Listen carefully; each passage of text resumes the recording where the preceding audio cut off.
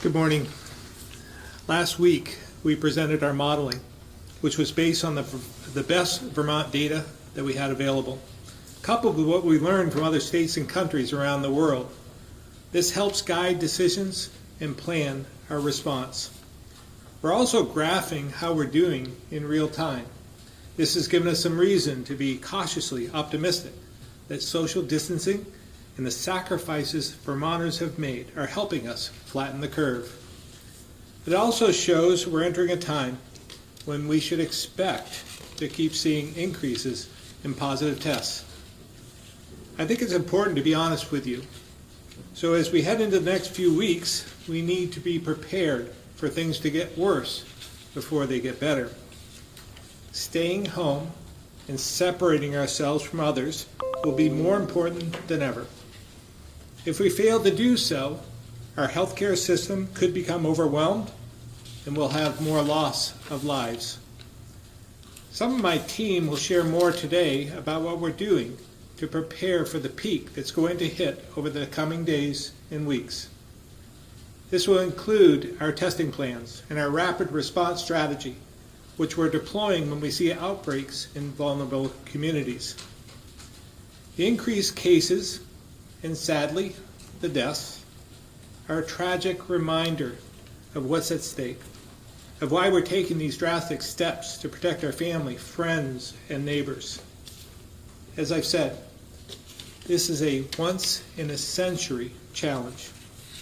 But with each of us sacrificing for the greater good, with neighbors helping neighbors, using Vermont common sense and ingenuity, and by uniting around the common cause of protecting one another, we will beat this, and we will be stronger as a people and a state because of it. Thus far, I've seen more and more Vermonters taking this seriously. I want to thank you for your partnership. Your sacrifices are great, but staying home is literally saving lives and is protecting our healthcare workers and others on the front lines of this crisis. This is critical to keep everyone safe.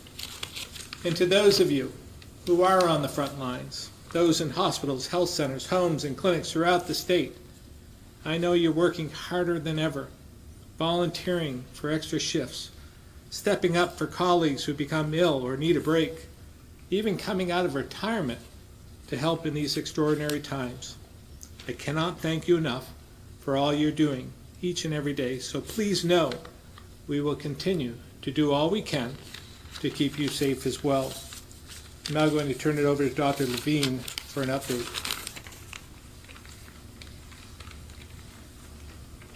Good morning. My comments today will revolve around some data. I've shown you this representation before, and it's on our website for those who are on the phone, of the number of new and cumulative Vermont COVID-19 cases over time, starting way back in the middle of March and now up to April 5th.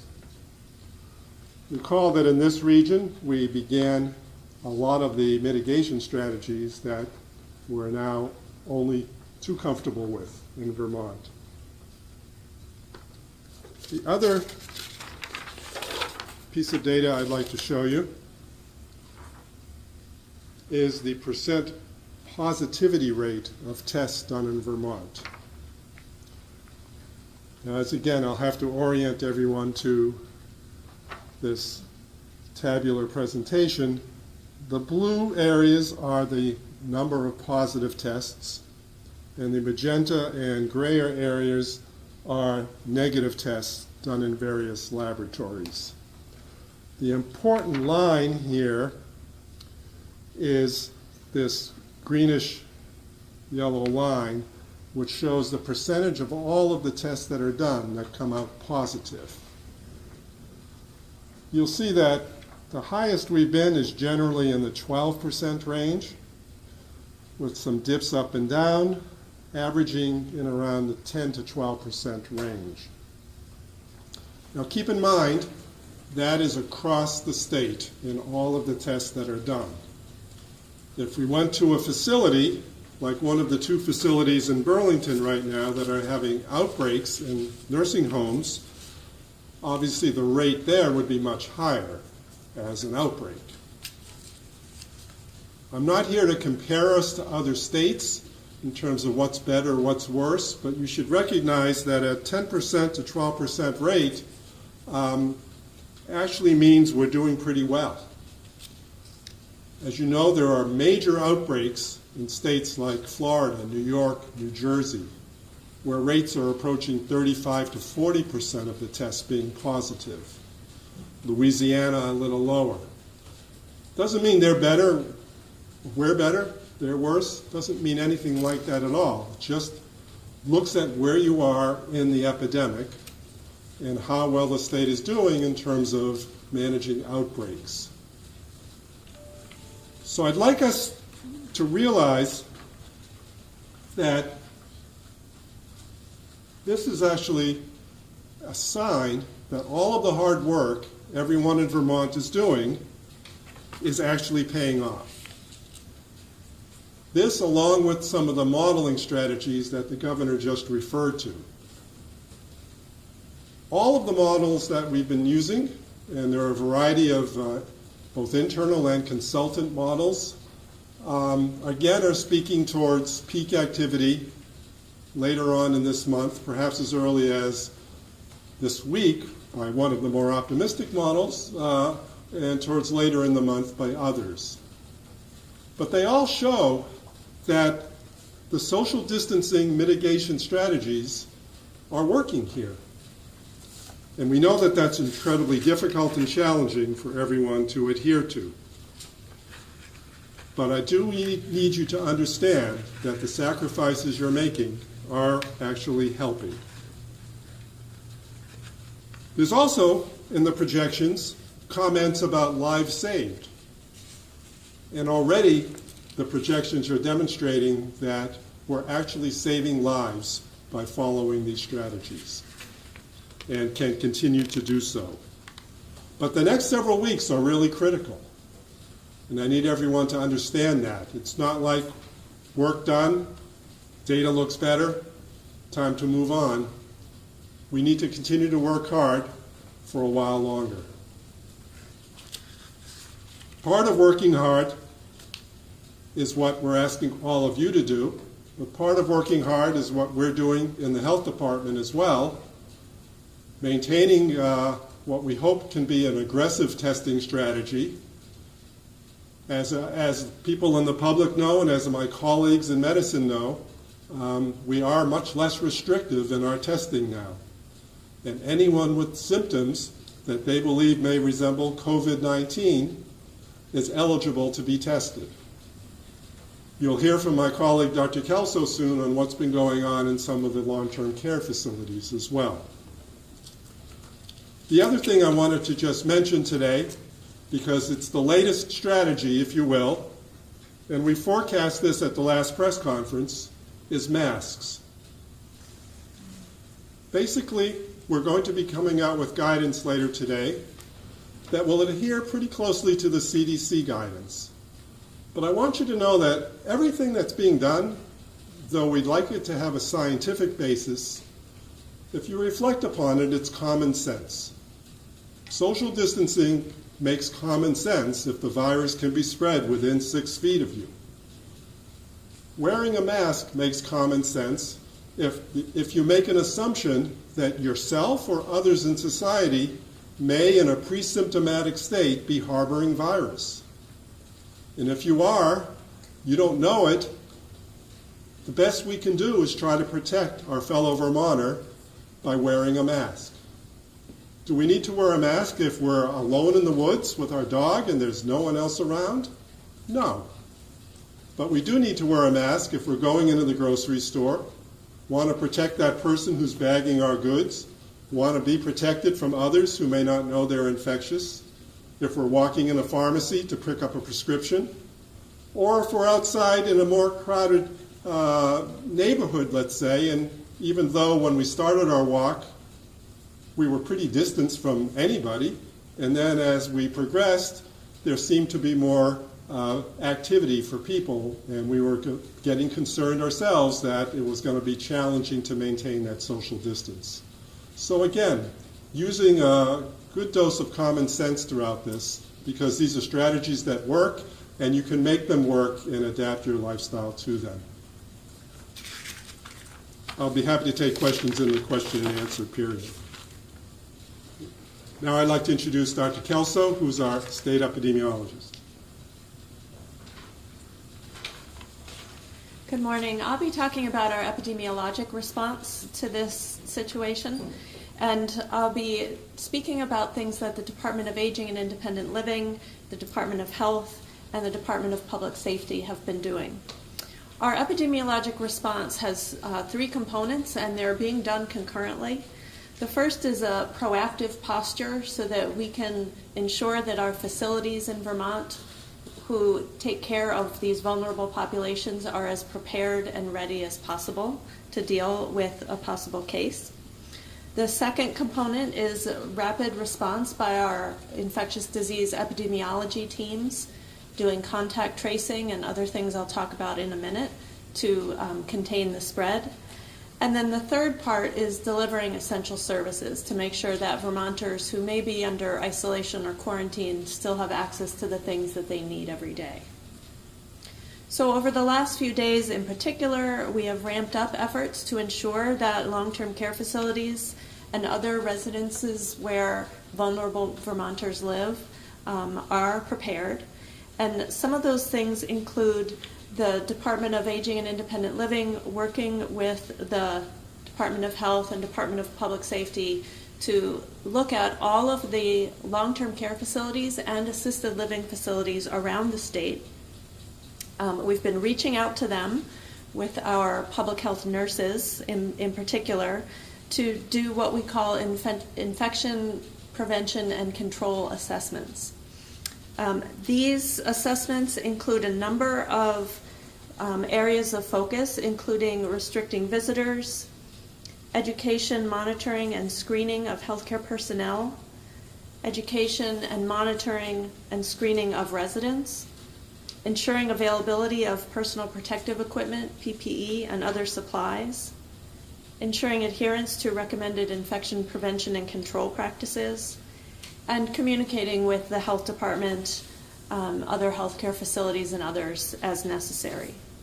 So we've been reaching out to every facility in Vermont, and as of yesterday, we had done these assessments in 25 long-term care facilities. 11 more long-term care facilities were scheduled to have these assessments, and we're still doing outreach to 2. And as far as assisted living facilities, we've done these assessments with 4 of those facilities. 3 additional facilities are scheduled to have them, and we're continuing our outreach to the remaining 7. So we're getting this very proactive message and work done so that when a facility is confronted with a case in a staff person or a resident, that they're as prepared as possible to respond. While doing this outreach, we did identify 10 facilities that were running short on PPE, and teams immediately delivered the necessary equipment. And Commissioner Sherling may speak more to how those efforts will be ongoing in the coming days and weeks. So that's the first approach, this proactive posture and work that's being done quickly around the state. The second is our epidemiologic rapid response when there is a case in a resident or a staff person. Our epi teams immediately begin contact tracing. That means identifying close contacts of every case, reaching out to them to provide information and answer any questions they have. If they're asymptomatic, we are recommending self-quarantine for 14 days since their last exposure to the case. And if they are symptomatic with symptoms that could be due to COVID-19, we're asking them to self-isolate, to contact their healthcare provider, to be assessed, and to determine whether they should be tested. We're also working, if this is a long-term care or assisted living facility with a case in a resident or a staff person, we're working with them on cohorting residents and staff as appropriate, further testing, or any other recommendations based on those infection prevention and control principles that I talked about a minute ago. The third piece around delivering essential services, I'll turn it over to Commissioner Mike Sherling and he'll discuss that. Good afternoon. Just to reiterate again, the posture has three components: proactive, rapid response, and then follow-up for essential services. That primary contact, as Dr. Kelso indicated, is done by public health nurses. The secondary contact is done through the Department of Public Safety to ensure that the facilities have what they need in terms of laundry services, pharmacy delivery, food services, and personal protective equipment. For any facilities that are watching this and haven't been contacted yet, there's an online form available to request personal protective equipment. And in an emergent situation, you can contact the state's Emergency Operations Center through one of our dispatch facilities and get a more rapid response for PPE requests. That is the nutshell version of what follows on to the epidemiological and proactive work that's being done.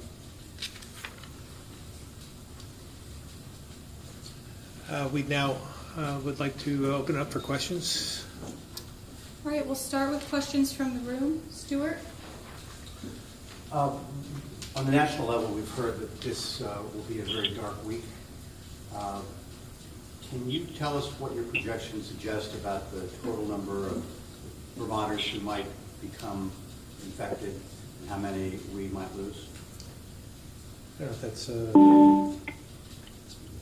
question, Dr. Levine, or Give it a try. So far, we have 22 deaths in Vermont.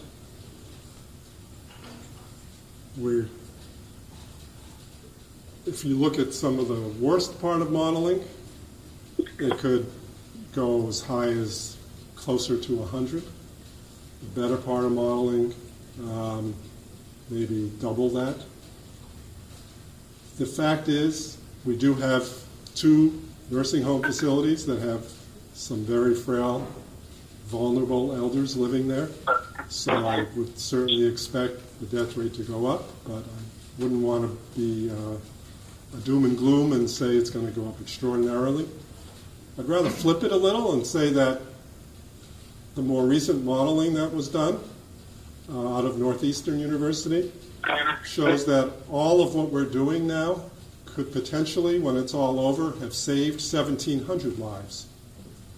And I'd like us to focus on that ideal because we can't really say how things are going to play out.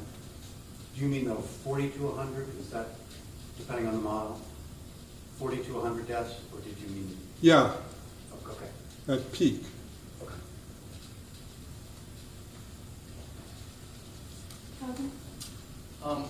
Probably a question for Commissioner Harrington on the phone. Just hoping for an update about the situation with unemployment. We're hearing from viewers that checks were allegedly sent out on Friday, but many people still don't have them and are still running into long wait times. Just hoping for an update with that. Commissioner Harrington. Yes, sir. Can everybody hear me okay? We can. Okay. So we have issued probably close to 17,000, if not more, payments just in the past week or two.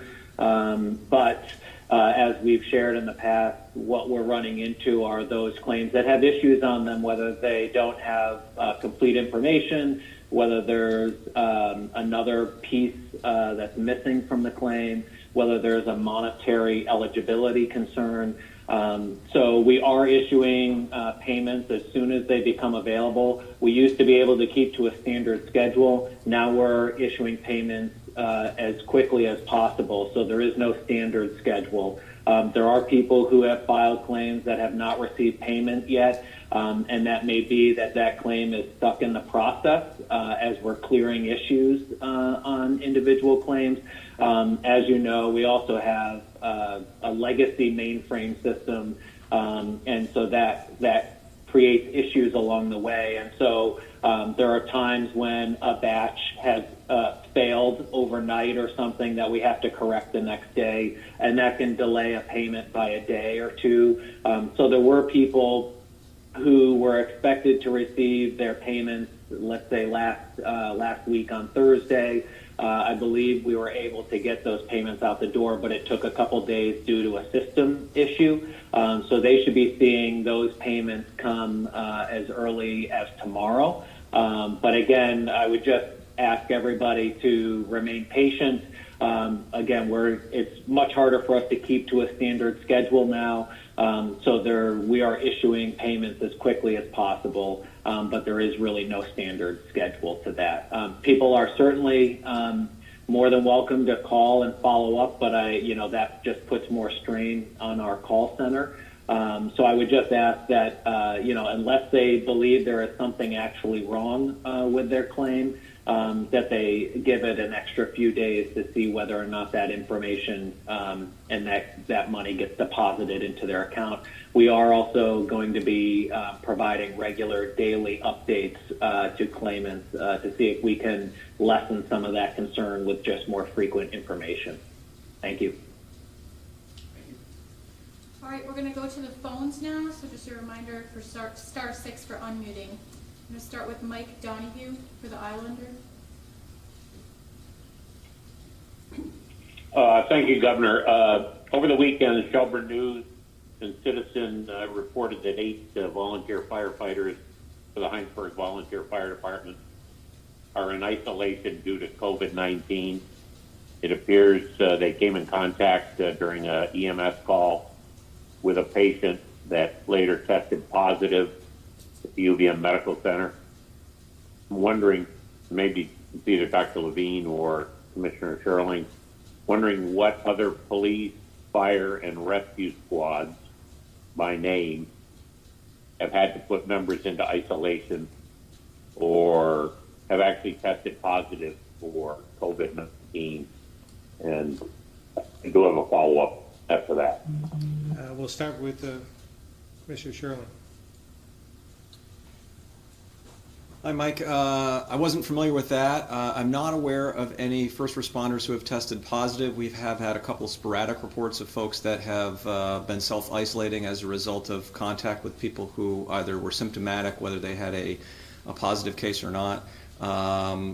I would take this opportunity to let first response agencies know to report if they're in a scenario like this to the Emergency Operations Center, both for statewide awareness and so that we can do whatever we can to backfill staffing as necessary.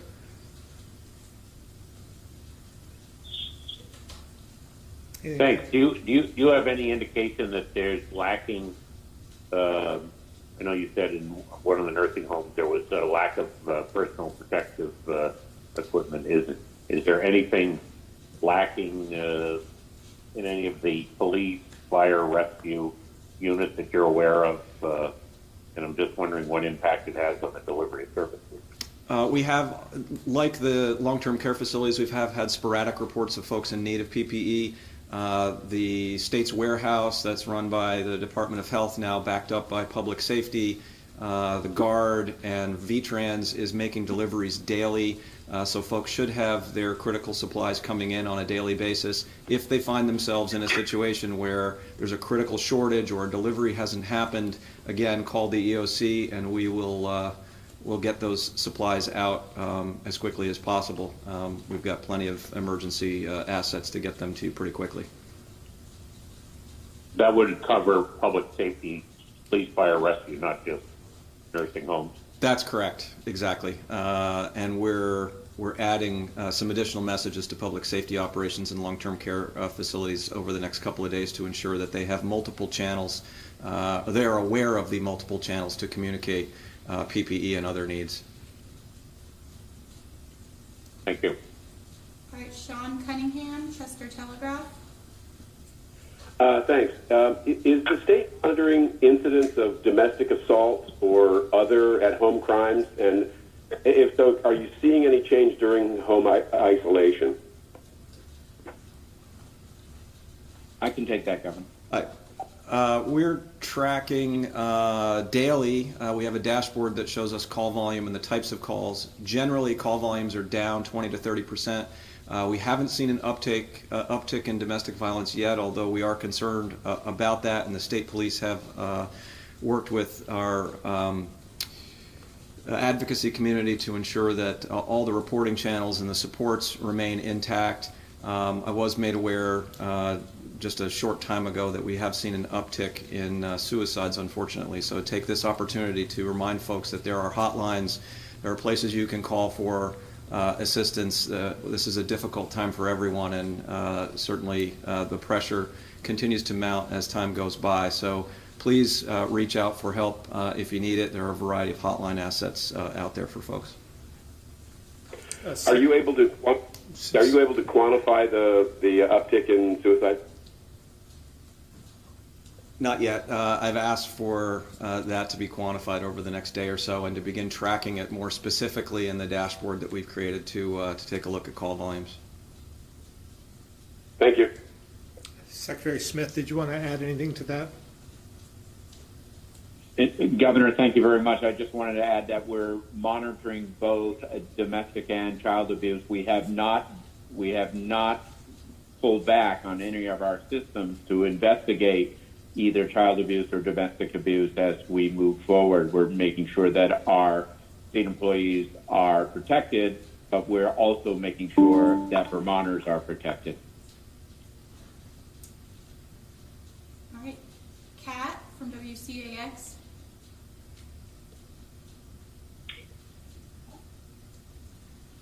This question is for either Dr. Levine or Patsy Kelso. Heard you mention nursing homes and assisted living. You said you're being proactive and reaching out. It would seem like if we're just doing this now after outbreaks at facilities, that we're a bit late in doing that kind of outreach to them.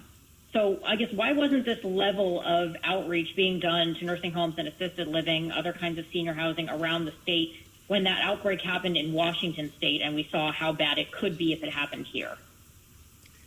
That's a really good question. This is Patsy Kelso. In fact, we are doing that at the health department. We do that year round.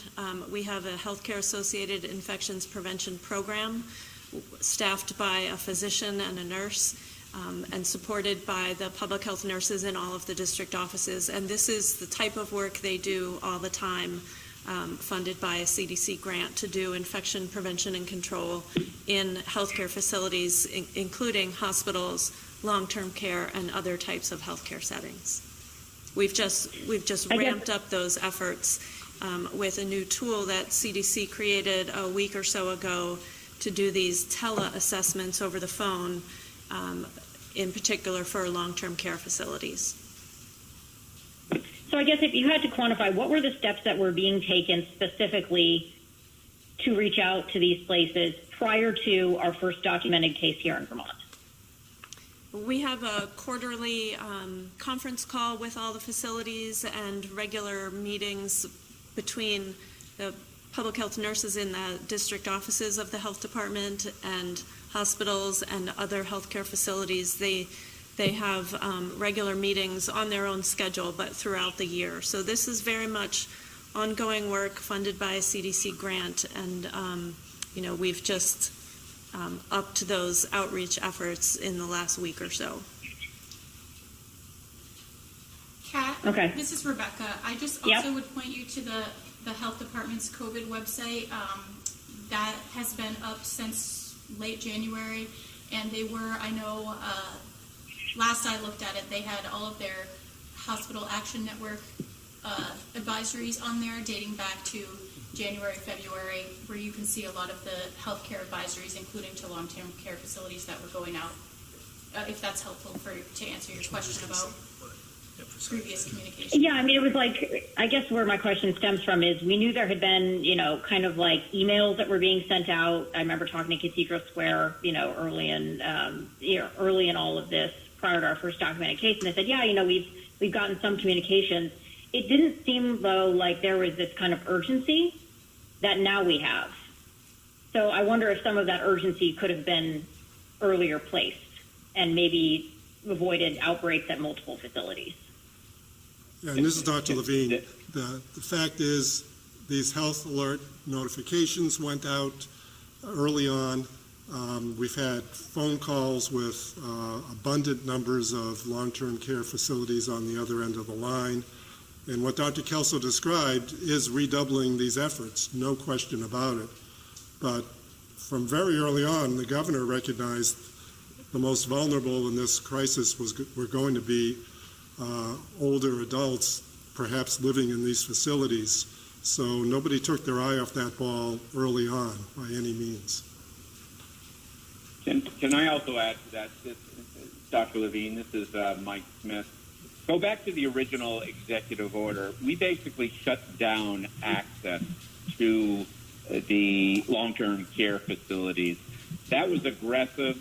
It was timely. It was appropriate, as we now see. And that was very aggressive at the time that we did that. We were cognizant of what happened in Washington State.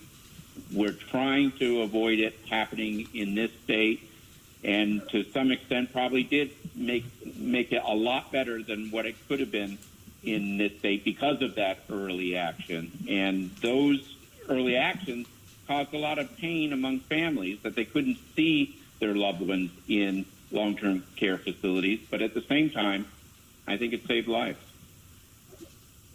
All right. Thank you. Tim, Vermont Business Magazine. Hi, Governor and Dr. Levine. I'm wondering, and I have a follow-up for the Governor, I'm wondering how many ventilators are available now and how many patients are on them right now. This is going to be a two-part question, one part for Commissioner Sherling and Dr. Levine as well, but maybe we'll start with Commissioner Sherling first. Of the 146 critical care ventilators that are in Vermont, 93 were available as of this morning. And for the number on ventilators, I think it's 4, but it changes daily. So, Yeah, Secretary Smith may have written that number down. Secretary Smith, do you have that chart in front of you by chance?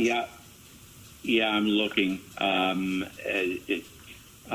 Tim, I'll get back to you on that. I've got that number, but I don't have it right now, right in front of me. But I'll get back to you, Tim, personally on that.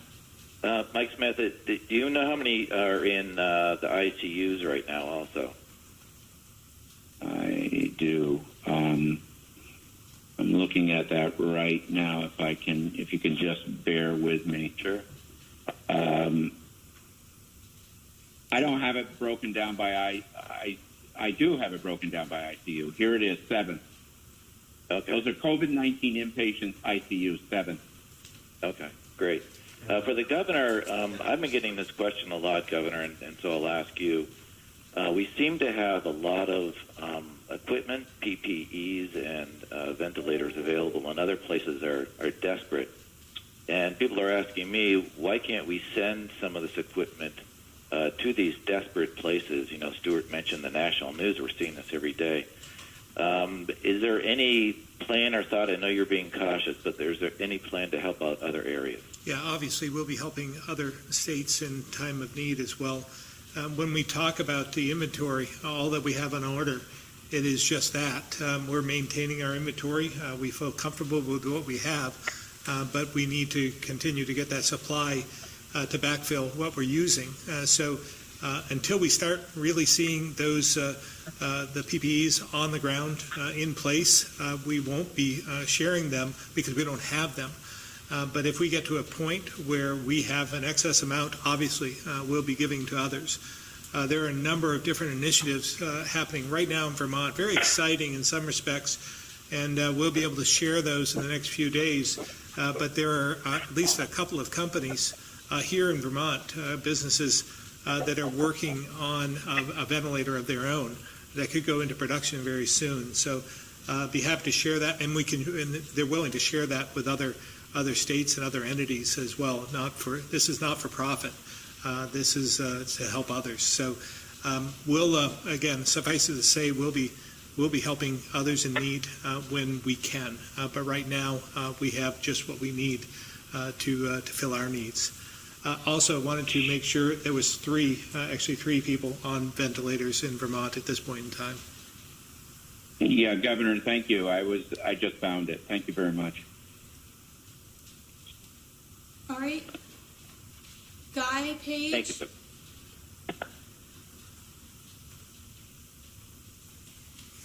This is Guy Page.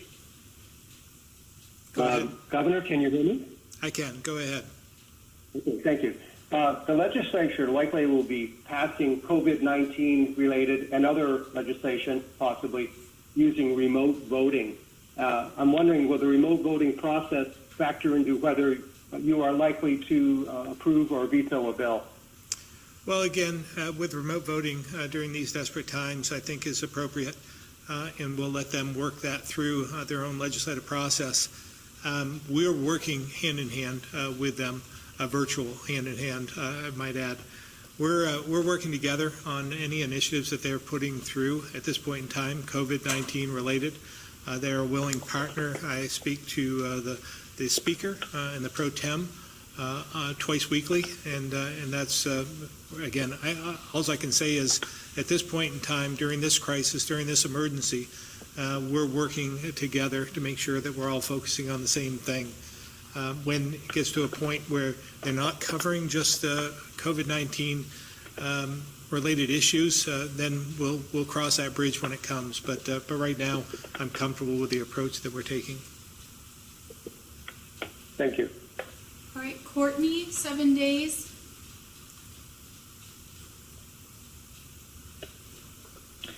Hi there. I have a question for Commissioner Harrington. I'm hoping that he can explain how the Department of Labor is setting up the unemployment system for self-employed Vermonters. Specifically, if the state has hired a contractor, if this is being done in-house, those sort of details, and if there's an update as to when that might be completed.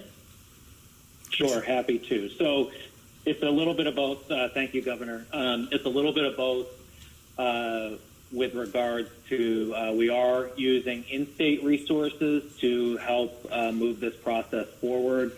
We are also using vendor services that the state already had in the queue as a vendor. And so we are combining and kind of tackling this as a group effort.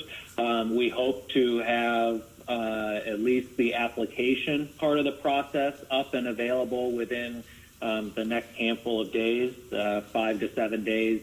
It is a monstrous lift given all the requirements put on us by the federal government. That guidance came out late last night. We've been reviewing it this morning, and it's a long list of requirements that we're required to manage to when we're administering this program. So we're looking at probably a phased approach in what we do. And that will happen over the coming days. And then following that, what we'll do is look to deploy this in some type of sprint or phased approach, depending on what is needed first and what is the highest priority. Okay. Can you say an estimate of like when the first check would go out once that system is up and running? I can't at this time. It really depends on how quickly we can bring this process together, but there is a team working feverishly on it, both contractor, vendor, and state staff. It may be as early as having a system up and running in 2 weeks. But again, to process what we're expecting to be tens of thousands of applications, our goal is to get those payments out as quickly as possible, and we're doing everything we can to make that happen. Okay, thank you so much. Again, I want to underscore that this has never been done in our state or in this country. And this is a tremendous lift. And we've been waiting for the guidance for quite some time. It's only been about 9 days since the legislation was passed by the feds. So the guidance has been important, but the lack of guidance has prevented us from moving on this initiative. Taking care of some of the existing claims under traditional methods has been time consuming just because of the sheer numbers that are coming in. But this next step will take some flexibility as well, because again, this has never been done. So we'll do the best we can using all the resources we have throughout state government. It's not just confined to labor. We'll be using some of the resources from other departments as well to make sure that we're putting money back in the hands of people who need it desperately right now. Governor, if I could add as well, what we're hearing from other states is that this program will likely take months, and here in Vermont, we're looking to do that in weeks. Again, every resource is being afforded to the project, and we're moving forward as quickly as possible. Yeah, I know it's difficult to be patient in these times, but we're going to need a little bit of patience on this one and try and get you the money that you need to get by. Thank you all very much. All right, Greg, the County Courier. Hi, thanks, Governor. I think this is a question for Dan French. I had asked about a week and a half to 2 weeks ago what tech ed education in Vermont looked like. I was told that the state was working on that. Governor, you even mentioned that you had some ideas you wanted to share with the education department. But how is that coming along? What does tech ed look like in the age of long distance learning, and how is that being rolled out throughout the state? Secretary French. Good morning, Governor. That's a great question. Districts, as we speak, are turning in their continuity of learning plans, and several of our tech centers are districts, so we'll be looking closely at what they come up with. But it's a great question. The path forward is not overly clear. As you know, a lot of the learning that happens in these centers is applied and hands-on. We certainly have the ability, and I know tech center instructors are deploying more of their text-based materials. There are classroom instruction portions of those courses that they're doing online now. But I think it's open as to how they'll handle some of the more applied aspects of that instruction. But we'll get a better idea here in a couple of days as the learning plans come in.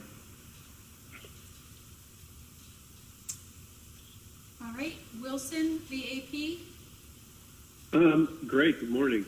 Hey, the really simple question I'll start with.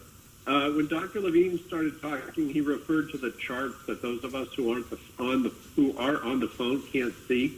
Can those either get emailed around or tell us where we can find them on the health department website? But that's the simple one.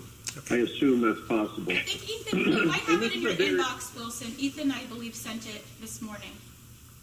Okay, I'll look for it then. And then back to the supply question. This is more of a follow-up. You've addressed this a couple times, but I'm going to ask it again anyway. Looking at the charts that came out about the supplies that have come in, we seem to be in pretty good shape for everything except a worst-case scenario. And I'm wondering, how did that come about? I mean, if I can phrase it this way, what opened up the spigot to make all those supplies start coming in? And are you breathing a sigh of relief as far as the supplies go right now? I'll answer part of that, then I'm going to refer to Secretary Sherling. It took the gallant efforts of many people working in all different angles, trying to accomplish this, and the generosity of many in the short term. But we're continuing to do whatever we can to find those resources and make sure that we get them into our hands, so to speak. And then, as I said on the initial question from an earlier reporter, we'll do whatever we can at that point to distribute those PPEs and some of the equipment that we have that we believe is in excess to help other states in need as well. Commissioner Sherling. I think the governor covered most of it, but the supply chains that were established by our hospital system, and in particular the University of Vermont Medical Center, have really contributed to keeping the supplies where they need to be. On the other side of that equation, the demand side has not risen to those catastrophic levels that were possible if Vermonters were not heeding the warnings in the executive orders. So this is an opportunity to reinforce we're not burning through personal protective equipment at the rate we otherwise would be if they weren't taking these measures and really everyone doing their part to minimize the spread of the virus and the burning through PPE. Also of note, that there are a couple of points we still remain concerned about. We're still buying at a rapid rate, and there are a number of companies that are now, both companies and innovators around Vermont that are building face shields, which are one of the points that they're coming in a little bit slower than some of the other stocks. So then has Vermont managed to do this by being creative and doing it on its own, or without getting much from the national stockpile that we've heard so much? Have you been doing it mostly apart from that? A lot of this is really robust supply chains that were in place already, and some really smart folks that help us to do the procurement to back up the hospitals. In particular, at UVM Medical Center and the hospital network. But it is important to note that FEMA trucks did arrive with supply of PPE to backfill the warehouse. So the federal response has been a component of keeping the stocks up. Okay, thank you. Again, I want to underscore the amount of creativity that has gone into this by many people, and it has been those who have had ties to Vermont have given, wanting to help their second home in need, so to speak. I was on the phone, something that I never would have ever imagined that I'd be doing as governor, but I'm at 10 o'clock on a Friday night, I'm calling someone in Connecticut who knows something about N95 masks and could possibly get us 500,000 or 1 million of them. So we're trying to follow that up. We've had many of those leads that have come to dead ends, but we haven't given up. We continue to follow every lead we have, trying to make sure that we have all the protective equipment needed here in the state. And again, to reiterate, if we come to a point where we have more than we need, we'll be sharing with others. Thank you. Joel, the Burlington Free Press.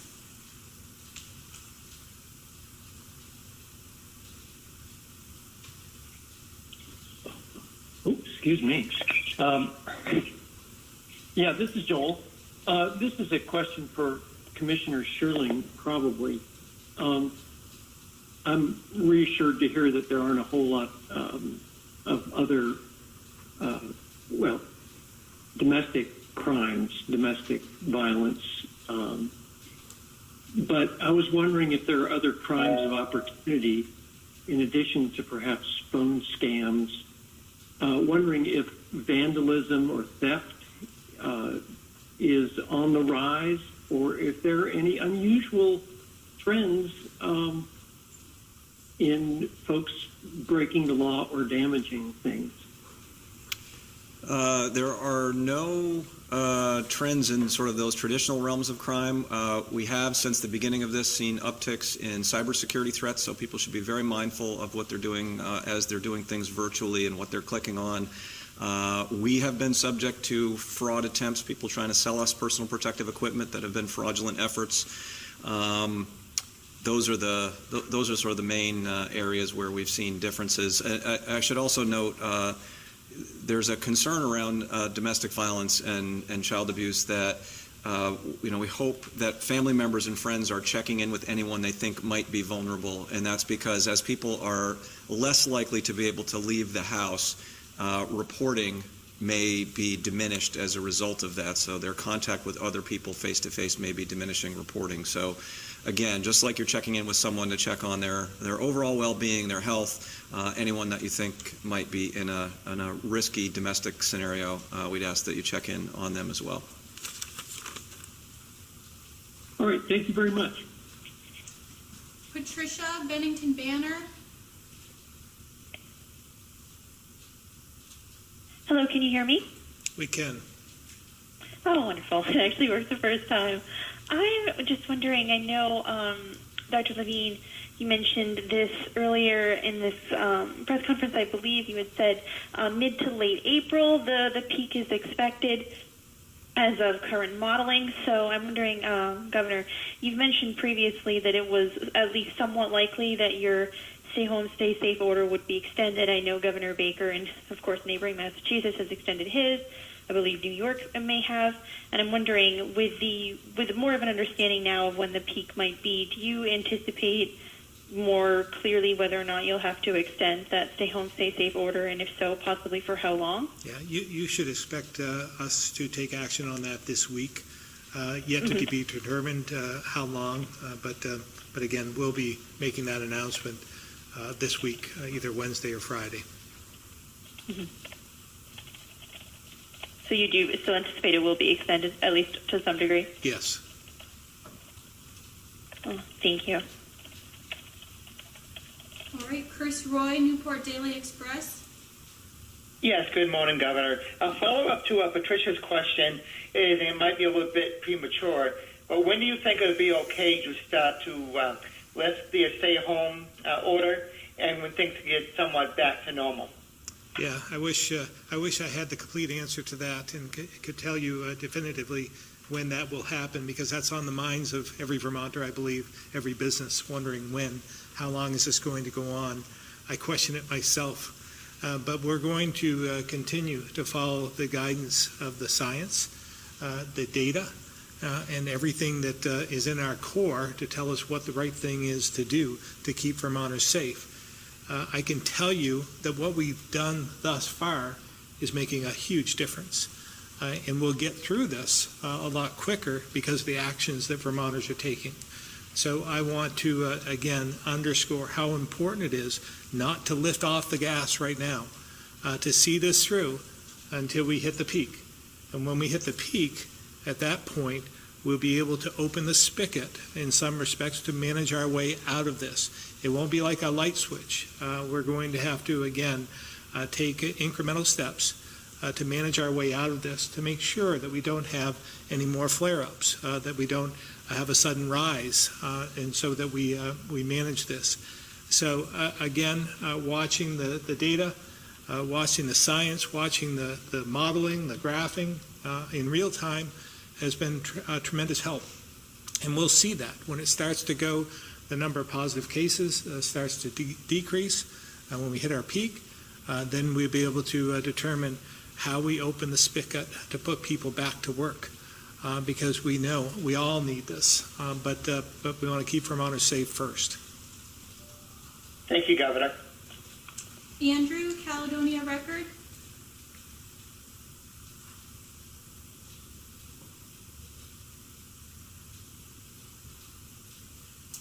Andrew, Caledonia Record, *6 to unmute.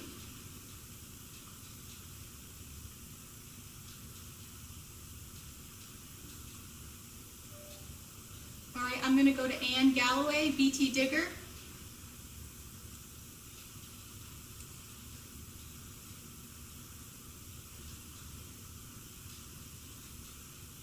Ann, *6.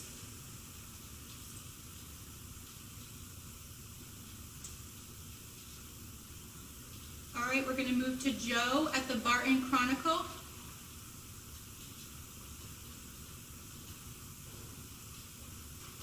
Hello. I believe this is a question for Commissioner Harrington. I am curious as to, number one, whether the rate of increase in new claims is continuing at anything like the rate you've seen over the past couple of weeks, and also how well the phone lines are able to handle the claims coming in, whether there's a lot of backlog, whether people are waiting very long times, and if that's the case, what the best way for people to make new claims would be. Mr. Harrington. Yes, yes, sir. Happy to answer that. So I think we've seen a leveling off, maybe a slight decrease, but it has been relatively steady. I think when we first started our electronic claims application, we were looking at roughly 5,000 to 6,000 claims per day. Now we're down under 3,000 initial claims being filed electronically. I think that's our best indicator. So we have seen a slight reduction there. With regards, our phone lines are busy, and we are clearing as many of those calls as possible, but they are quickly overloaded, again, just by the sheer size and demand of people needing to call in. And so on a normal day before COVID-19, we were able to keep our wait times under 5 minutes. Now, that's certainly not the case, and a lot of people struggle to get through. We would always encourage people to do as much as they can electronically, so if they're trying to open an initial claim, they can do that online. If they're trying to file a weekly claim, they can also do that both through our web portal, but there's also an automated 800 number that they can call, and we would encourage people to do that because the lines at our Claim and Assistance Center and Claim Center are really designed for providing direct assistance for people who have issues with their claims. And so we would just ask, if someone is able to do their filing electronically or through the automated phone system, that they go there first. And we do our best to keep our lines as free as possible for those people who have true issues that need to be resolved by person-to-person conversation. Thank you very much. Commissioner Harrington, could you give the 800 number and as well as the web address? I can if you give me just 1 second, Governor. The web address is labor.vermont.gov.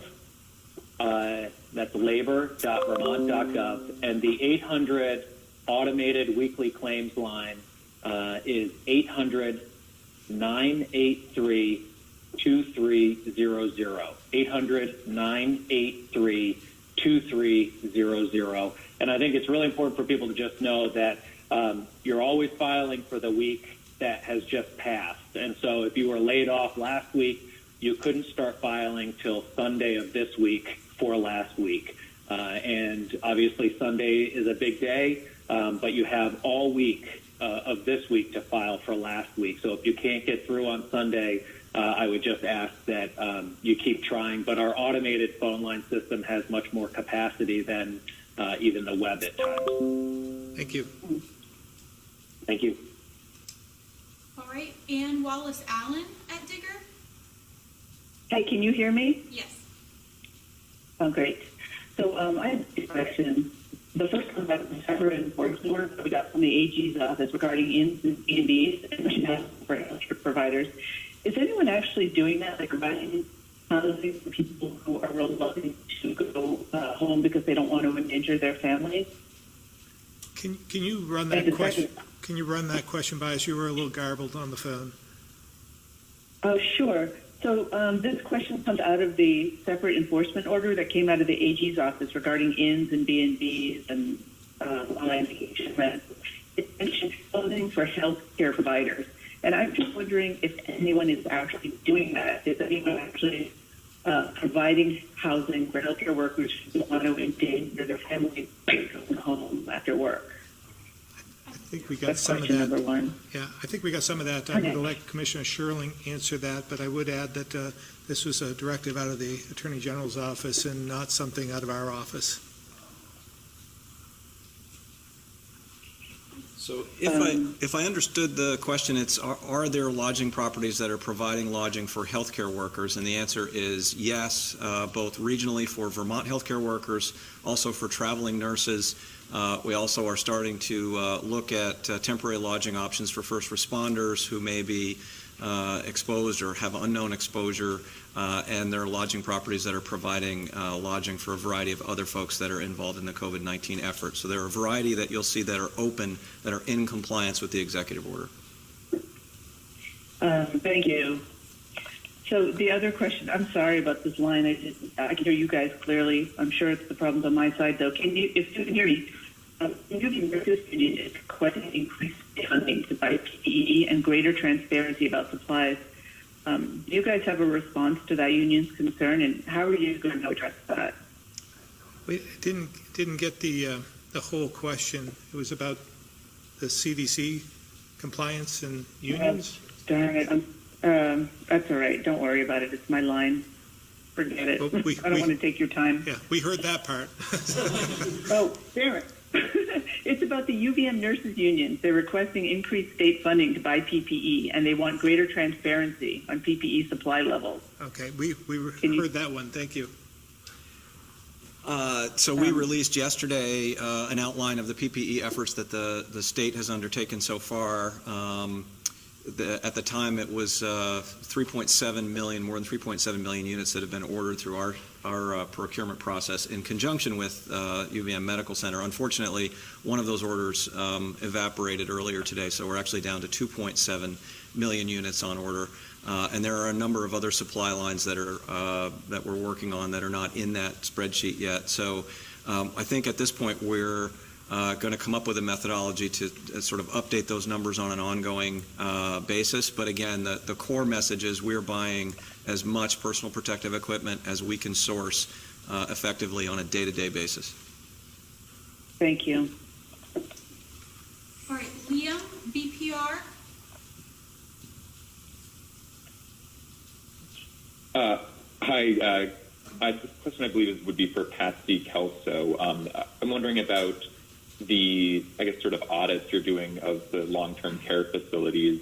And you mentioned that you were checking on their disease and infection kind of containment and control efforts. I'm just wondering sort of what is like the baseline level of response facilities need to show, and if you found any facilities so far that have not had adequate measures in place.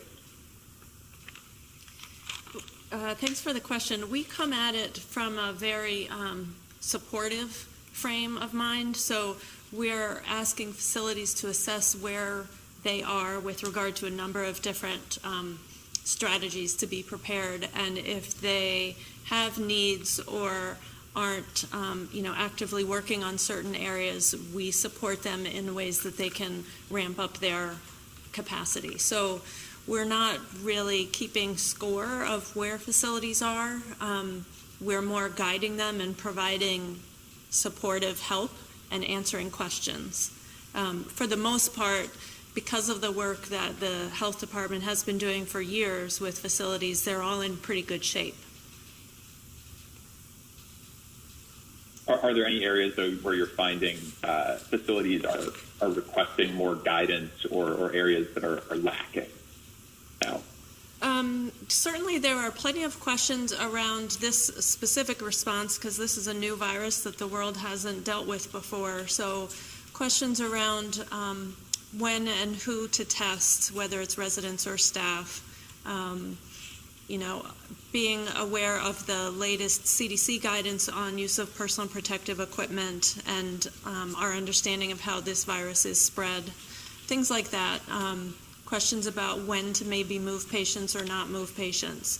And so we're, working through those issues with them because they're all challenging and they're all sort of specific to this response. Okay.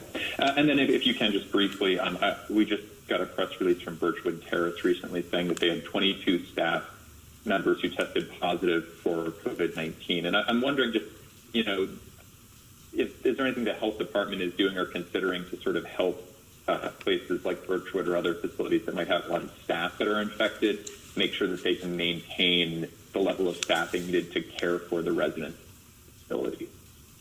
Yeah. I can take that, Pat. Okay. Yeah, Liam, this is Mike Smith. At Birchwood in particular, we've been working closely with UVM, and I can't say enough to thank UVM Medical Center for providing extra staff for Birchwood over the weekend and continuing that effort as we move forward. There has been an impact on their staff at Birchwood, but UVM has stepped up and provided nursing staff and medical staff to fill that gap, and we are very appreciative of that. Okay, thank you. All right, Michelle Monroe, St. Albans Messenger.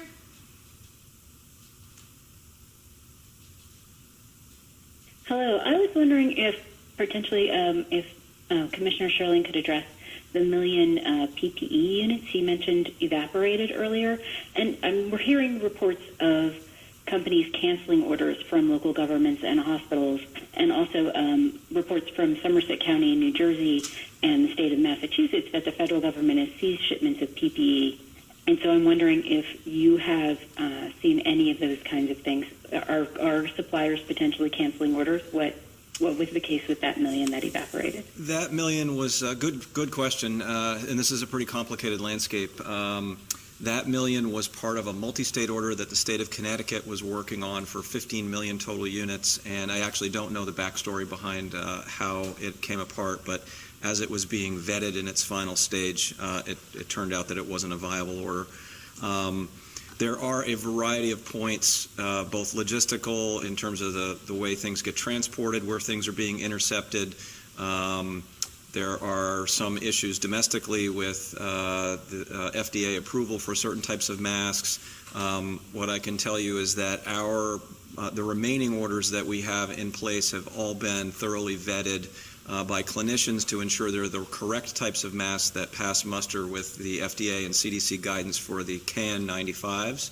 And just about 20 minutes ago, we successfully extricated an order from an FDA hold at a customs facility. So they're beginning to come inbound. That's a really long way of saying I think the experts that are helping to do all of this have a really good handle on the orders that we've sourced specific to Vermont and the Vermont hospital system. Thank you. So the hold was because the FDA wasn't sure about the quality of what you had ordered, or it's meeting FDA standards, rather than the federal government redirecting resources elsewhere. That's correct. The KN95 masks were approved for use with a waiver. Time kind of runs together several weeks ago, but we are aware of KN95 masks that do not meet the basic standards that are being sold to folks, and we're confident that the ones we've ordered meet those standards because they've been vetted by the clinical community. So we're then able to talk to the FDA as they come into the customs channels to get them released. Okay, thank you. We're also utilizing all the methods we have available to work with other states in terms of reuse of some of those masks, the cleaning of those masks. There was a unit that was set up in Massachusetts, and we're waiting for that to get online. We might be able to use them to clean their capacity is going to be about 80,000 units every day. So we're still awaiting word on that, but we're using all avenues at our disposal to make sure that we have the protective devices that Vermont needs. Okay, thank you. Commissioner Sherling had one more item to share. One more fragment there. Over the weekend, we approved a purchase through UVM Medical Center of $802,000 for 4 additional units to do disinfection of N95 masks. We're hoping those are going to come into the supply chain relatively quickly. So 2 different paths for reuse of N95 masks that have been approved that we're working on. All right, John Walters, Digger.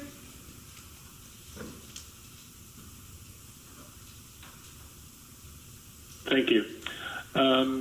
California Governor Gavin Newsom is working on taking a regional approach to acquiring supplies rather than having all the states competing with each other.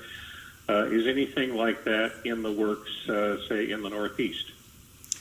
Well, again, I think that was a prime example Commissioner Sherling just used of us working with Connecticut regionally with other states to try and accomplish just that, buying together.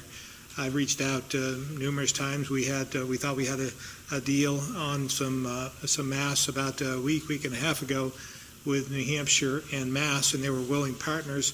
But at the end of the day, that one didn't prove to be legitimate either.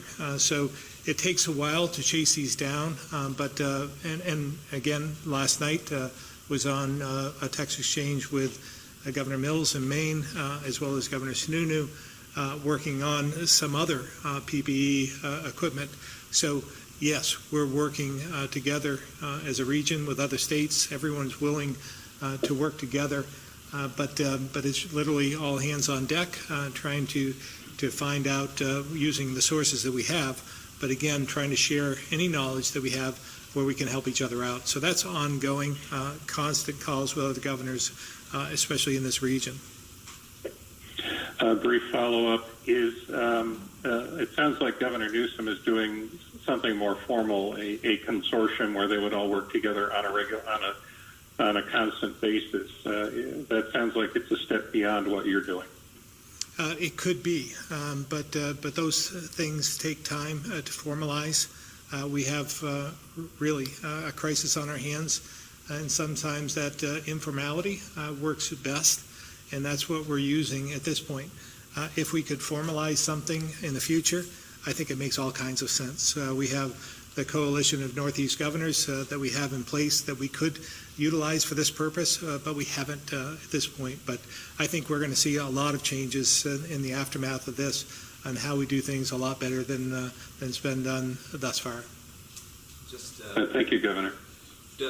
Two things to add. One, in addition to the governor's level discussions, late last week we had a discussion with the emergency managers from adjacent states on the same topic. And then over the weekend, we entered into another agreement with Connecticut and a consortium of states, and actually we're about to sign an MOU for additional mask purchases separate from that million, and that should be executed today. Marcus, WVMT.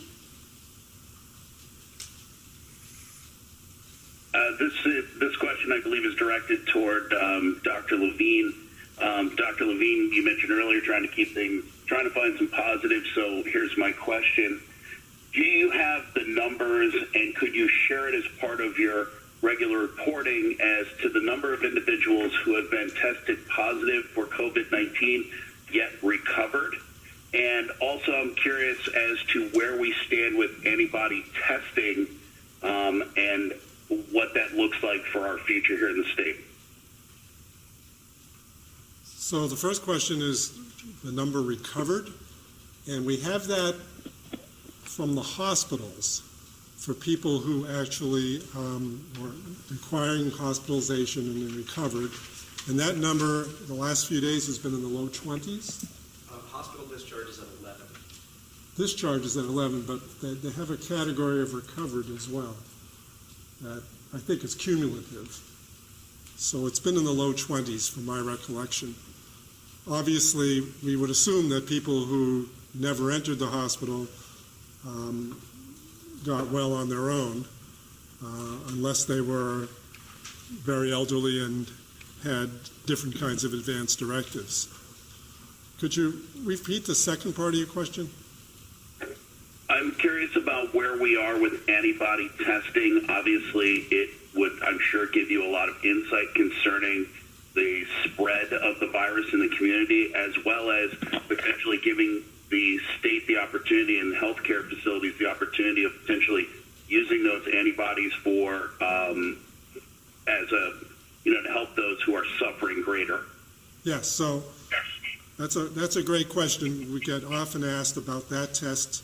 Right now we are prioritizing the PCR testing and hopefully trying in some instances to make that rapid and at point of care so we can really get a good handle on those who are currently symptomatic and infected.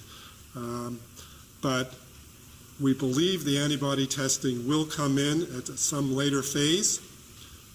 I'm not 100% convinced of its sensitivity right now, so it wouldn't be as good a tool as what we're using currently for current cases. But as you point out, it would describe the experience of the population as we've begun and come through this epidemic of coronavirus infection. So it has a bunch of potential utilities later on, specifically in helping inform us about who might be more susceptible later on in terms of the percent of the population. You mentioned there's a treatment that's currently being evaluated in trials that takes plasma from those who have been infected and uses their antibody to try to combat the virus in those who are very ill in the hospital. I have to say that that's still undergoing trials. It's not ready for prime time necessarily just yet. but that's another place where the utility of those tests would come in handy. So I do see us using them in the near future, but I don't see them replacing our current efforts as we are approaching our peak at this point in time. Thank you. All right, Pete Hirschfeld, VPR.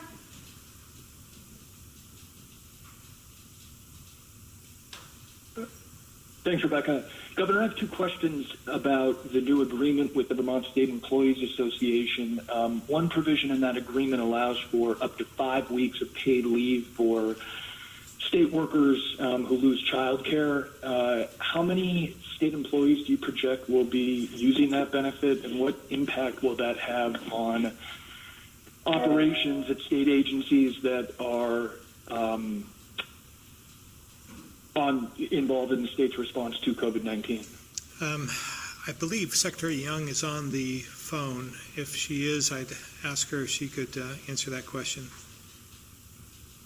Thank you, Governor. If the caller could repeat the question.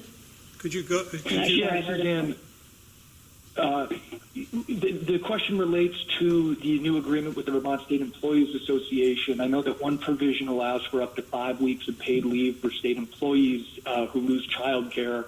I'm wondering how many employees you project will use that benefit and what impact that'll have on operational readiness for state agencies that are responding to the COVID-19 situation.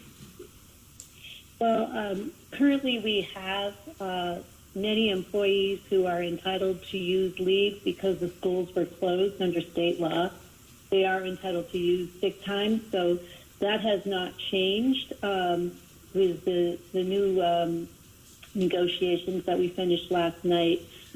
We don't really have a way other than using a general code for COVID-19 at this point to distinguish those who are working and those who are not working.